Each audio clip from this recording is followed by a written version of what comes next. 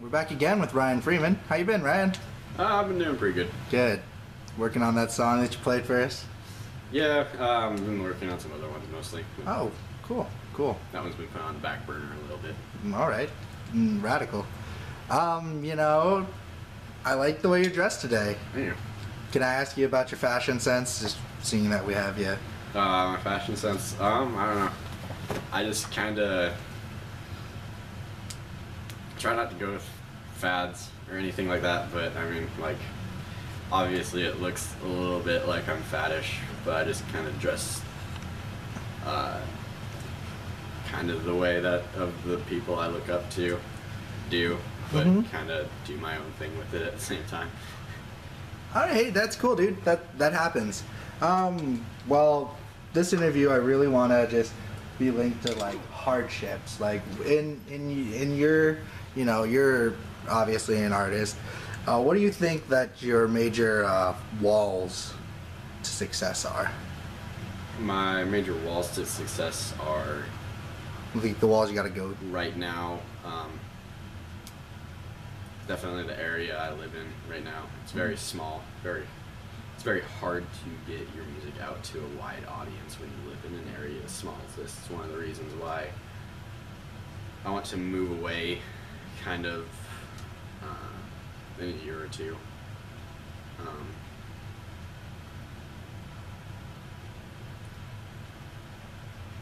But other than that, it's just the fact that not everybody is going to like what you're doing. Because you're going to have those people that, one, just don't like the style of music that you're doing, or, you're going to get critics that are just like, oh, you suck and things like that, and you probably shouldn't be doing this, and you're always going to have that. And you just got to take the fans that you do get and the people that you do think are good and just, keep thinking of that and keep knowing that there are people out there that do like what you're doing and that you like what you're doing. So What is your dream? Like, you talk about the area here. Can you go into context about this area just a little bit more? it's very, it's very small, obviously. There's not, like, when you look at our area, there's not like a whole lot of musicians, like legitimate musicians and things like that around here. It's not like a musically acclimated area. You don't see a whole lot of bars and stuff around here that have live music on a constant basis. And, I don't know, it's very, when you look at the area, when I look at it especially, I see people that are very close-minded and they're not open to new things. And so when you have somebody like myself that has this idea of, hey, I want to do music for a living, then people tend to, draw back a little bit from you because they're not used to those big ideas around here. All right. Let's see. Well, speaking of areas, what do you think would be what is a area you might want to hit? The Minneapolis area would be good. There's a lot of just anything like that. I know Chicago. Just any kind of bigger city, even like an area like Sioux Falls wouldn't even be that bad. All right. That's always good. Can I ask? Obviously, I feel like right now you're in a solo career basis because do you ever think about, reaching out to more people who are musicians that that to help you out with your recording and music? I do think of times of reaching out to other people to help write music and stuff, but I guess when I look at it, I'm a little too. I would definitely have to find people that are more like-minded to myself, because I'm definitely the way that this song is going to have a certain sound to it, and it's going to sound like this, and it's going to go like this, and I'm very when I get a song in my head, there's a certain way I want it to be structured. And so if they can't think along that line, then it's probably not going to work out. Just because if they can't get the way that I want the song structured, then there's just going to be arguments back and forth on how it should be.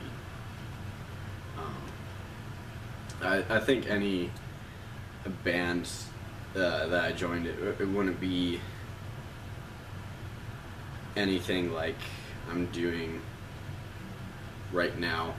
If I did join a band, excuse me, it would probably be, you know, in a metal band or something like that, but I would probably just be doing vocals or something like that if that was to happen, because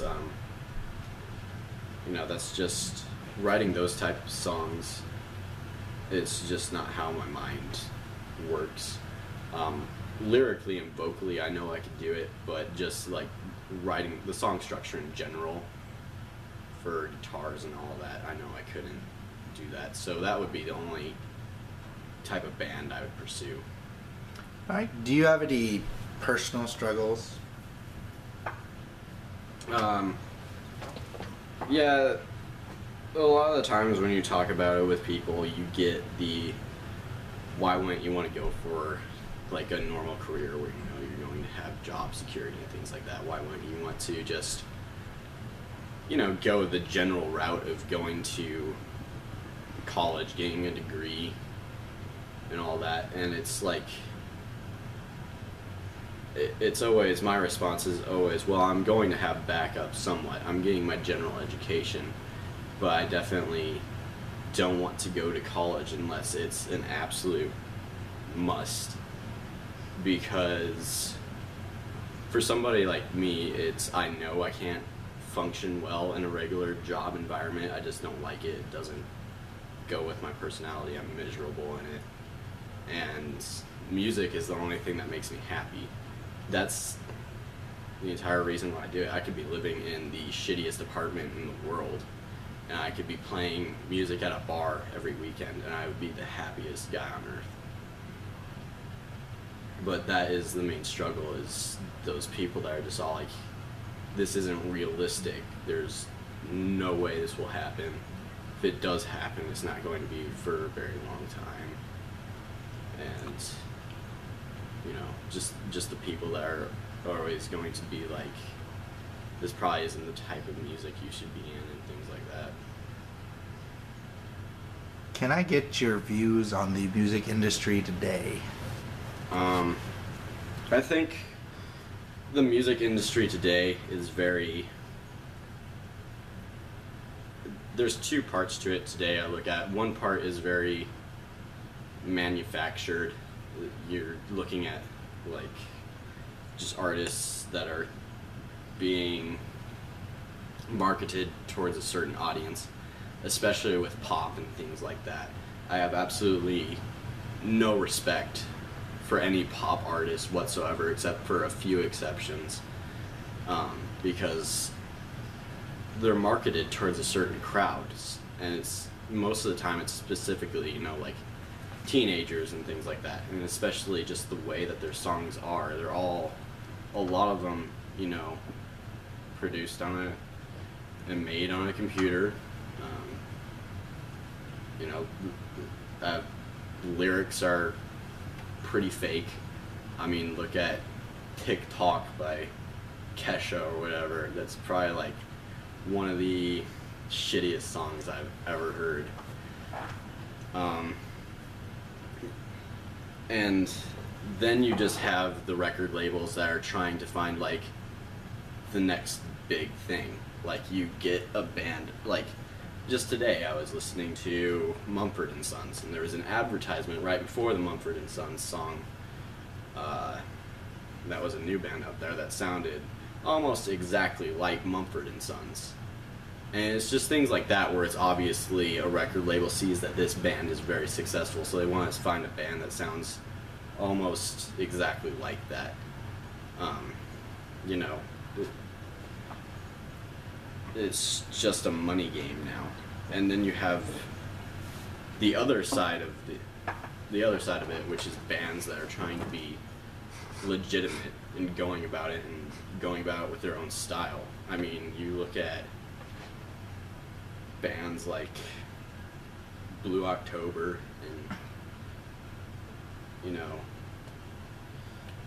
Stone Sour and all of those guys, and they're doing their own thing, and they're just not conforming to any like fad or anything that the music industry has right now. I think the music industry has gotten very faddish, I want to say, because you see something like dubstep come out, and then now all of a sudden you see all these bands putting like dubstep mixes into their songs and things like that, and it's just like you're just hopping on a fad. Do your own thing. Like, if you legitimately like it and you legitimately want to do it, go for it. But if you're doing it just because it's a fad and it's the popular thing to do now, don't. Because that's not you. That's not, you know, spirited at all. Music is a very, like, it's a very spirited thing. It should be how you're feeling. And, you know, just, that just strikes me as, it's not how they're feeling. They're just hopping on a fad. Okay, well, obviously, you brought up a good point about the feeling. When you have people listen to your music, can I just ask you, what do you want them to legitimately feel from your music that you're writing right now? I want them, I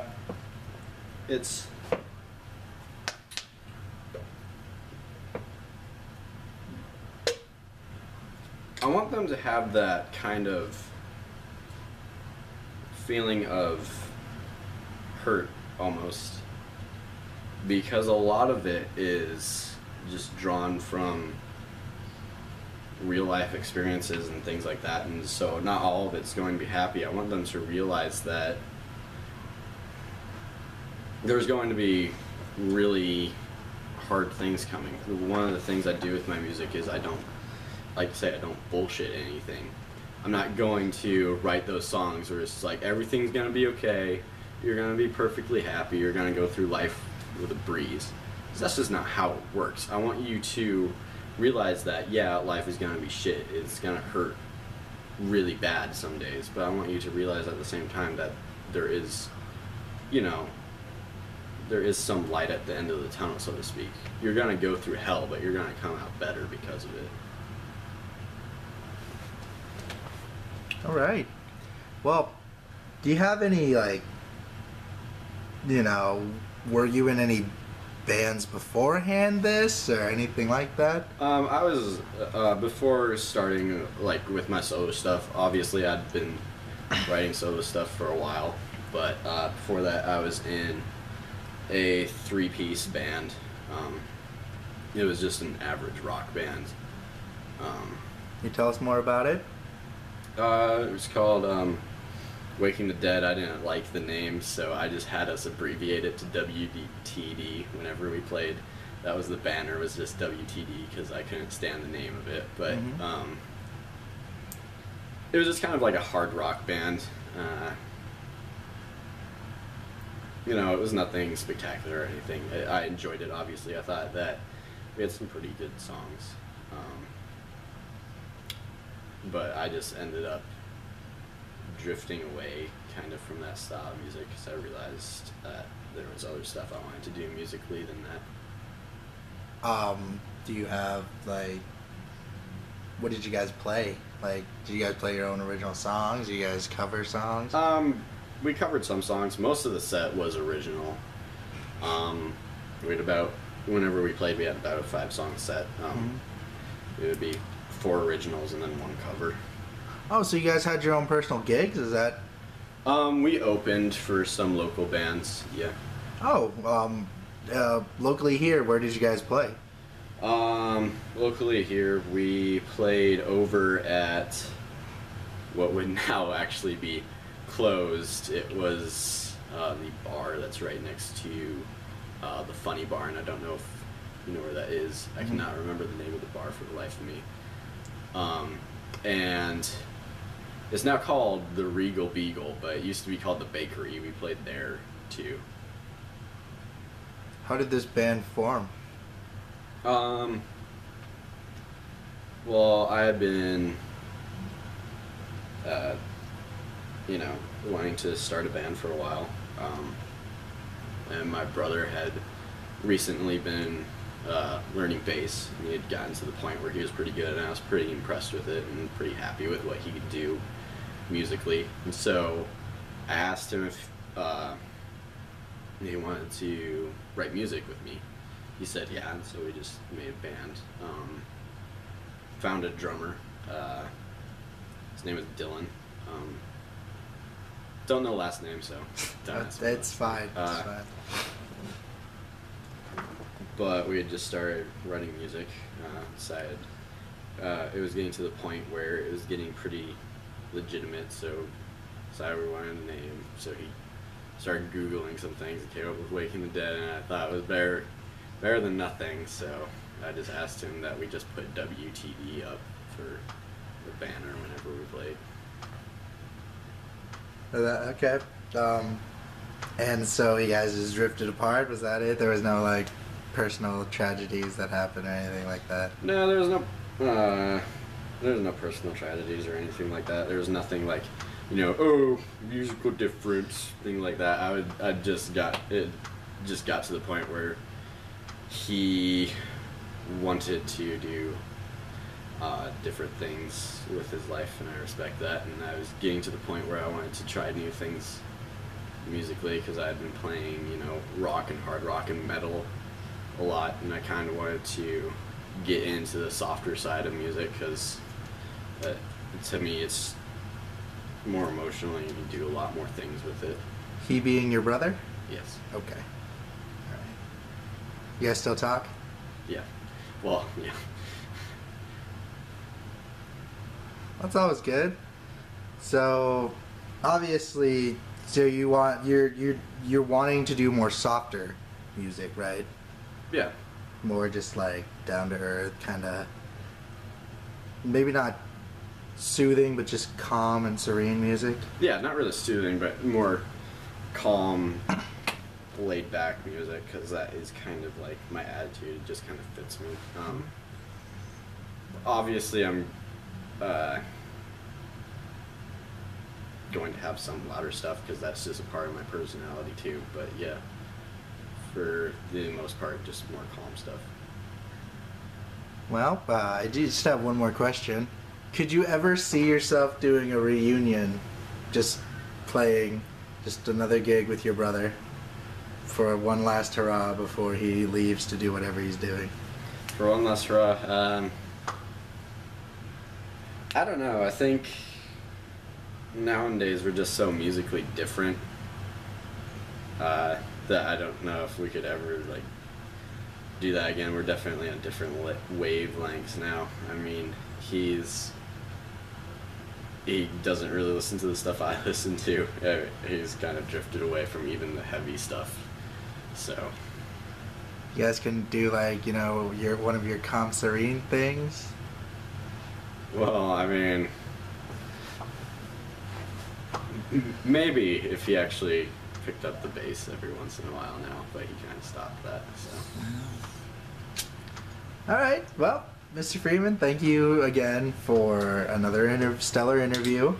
Do you have any words you want to say before we quit? I don't know. I think I'll save everything for the next one. Groovy.